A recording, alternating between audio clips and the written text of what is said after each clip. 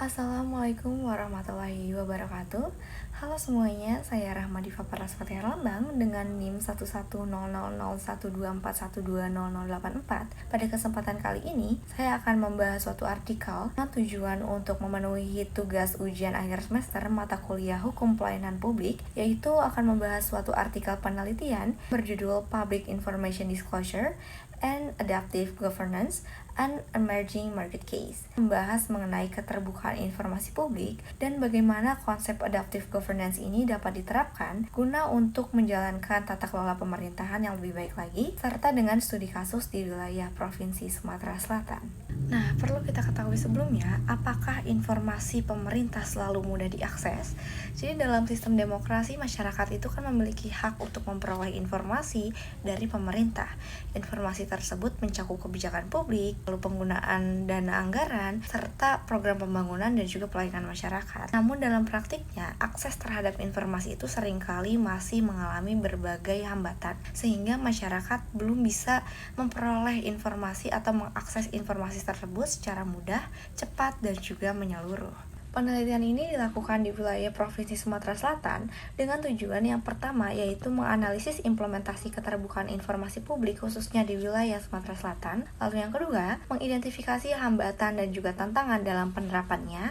Yang ketiga, memberikan model rekomendasi keterbukaan informasi berbasis adaptive governance. Nah, sebelum kita membahas lebih jauh mengenai hasil penelitian, terlebih dahulu mungkin kita perlu memahami apa yang dimaksud dengan keterbukaan informasi publik. Nah, keterbukaan informasi publik merupakan suatu hak masyarakat untuk memperoleh informasi yang dikelola oleh pemerintah secara mudah, luas, dan juga transparan. Dalam konteks ini, pemerintah berperan sebagai pihak yang menyediakan informasi, sedangkan masyarakat berperan sebagai pihak yang menerima atau memanfaatkan informasi tersebut. Selain itu, keterbukaan informasi juga memiliki berbagai manfaat penting, yaitu membantu masyarakat mengawasi kinerja pemerintah, mendorong partisipasi masyarakat dalam proses pengambilan kebijakan, meningkatkan transparansi dan akuntabilitas pemerintah, serta mencegah terjadinya penyalahgunaan kekuasaan maupun praktik korupsi.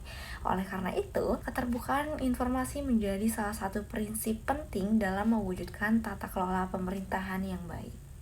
Implementasi keterbukaan informasi di wilayah Sumatera Selatan, yaitu penelitian menunjukkan keterbukaan informasi di Sumatera Selatan ini tuh diukur untuk melalui berbagai indikator khusus.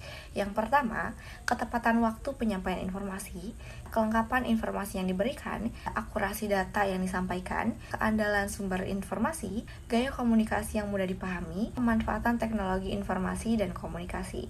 Nah, tujuan penerapan indikator tersebut adalah agar informasi dapat diakses secara cepat, jelas, dan relevan bagi masyarakat. Nah, penelitian telah menemukan bahwa pemerintah Provinsi Sumatera Selatan ini telah berupaya untuk meningkatkan keterbukaan informasi publik, yaitu dengan pemanfaatan teknologi dan pembentukan lembaga pendukung. Namun pelaksanaannya masih tetap menghadapi berbagai kendala, sehingga keterbukaan informasi belum berjalan secara optimal. Penelitian menemukan 5 hambatan utama dalam pelaksanaan keterbukaan informasi publik. Yang pertama, informasi tertentu dikecualikan berdasarkan aturan hukum. Yang kedua, sistem pengelolaan informasi yang belum terintegrasi. Yang ketiga, masih terdapat resistensi internal di lingkungan pemerintah. Yang keempat, akses teknologi masyarakat yang masih terbatas. Dan yang kelima, tingkat literasi digital masyarakat yang masih cukup rendah.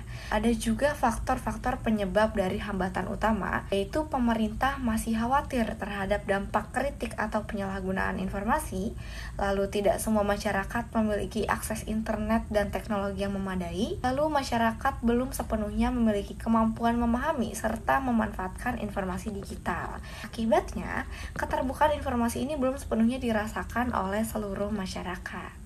Nah, untuk mengatasi berbagai hambatan-hambatan dalam keterbukaan informasi publik sebelumnya, penelitian ini tuh telah merekomendasikan sebuah model berbasis adaptive governance atau tata kelola adaptif. Model ini dipandang sebagai suatu pendekatan yang dapat membantu pemerintah untuk menciptakan sistem keterbukaan informasi publik yang lebih efektif, lebih responsif, dan mampu menyesuaikan diri dengan perubahan kebutuhan masyarakat maupun perkembangan teknologi. Nah, yaitu model adaptive governance yang dibangun berdasarkan 3 prinsip utama, yaitu kolaborasi, fleksibilitas, dan pembelajaran. Prinsip yang pertama yaitu kolaborasi, yang menekankan bahwa keterbukaan informasi tidak hanya menjadi tanggung jawab pemerintah, tapi juga memerlukan kerjasama dengan masyarakat, sektor swasta, dan juga berbagai pemangku kepentingan agar kebijakan yang dihasilkan ini lebih sesuai dengan kebutuhan masyarakat. Lalu prinsip yang kedua, ada fleksibilitas, yaitu kemampuan pemerintah untuk menyesuaikan kebijakan dengan perubahan lingkungan, perkembangan teknologi, dan kebutuhan masyarakat agar tetap relevan dan juga efektif. Lalu prinsip yang ketiga, ada pembelajaran, di mana pemerintah perlu belajar dari pengalaman-pengalaman sebelumnya, baik keberhasilan maupun kegagalan, untuk melakukan evaluasi dan perbaikan kebijakan di masa yang akan datang. Nah, dengan menerapkan ketiga prinsip tersebut secara bersamaan, penelitian menunjukkan bahwa model adaptive governance ini memiliki suatu potensi untuk menciptakan keterbukaan informasi publik yang lebih terbuka, adaptif, serta mampu meningkatkan hubungan antara pemerintah dan juga masyarakat. Nah, berdasarkan hasil penelitian tadi, terdapat beberapa rekomendasi yang ditawarkan untuk meningkatkan efektivitas keterbukaan informasi publik sebagai langkah nyata dalam mendukung penerapan model adaptive governance agar keterbukaan informasi ini dapat berjalan lebih baik. Yang pertama, dengan menyediakan informasi yang lebih inklusif. Lalu yang kedua, membangun sistem informasi yang terintegrasi. Yang ketiga, mengurangi resistensi dalam pemerintahan. Yang keempat, memanfaatkan teknologi untuk perluasan akses, dan yang kelima, meningkatkan literasi digital masyarakat. Nah, mungkin sekian pemaparan yang dapat saya sampaikan. Terima kasih atas perhatian yang telah diberikan. Saya mohon maaf apabila terdapat sejumlah kekurangan dalam penyampaian informasi. Sekian, terima kasih. Wassalamualaikum warahmatullahi wabarakatuh.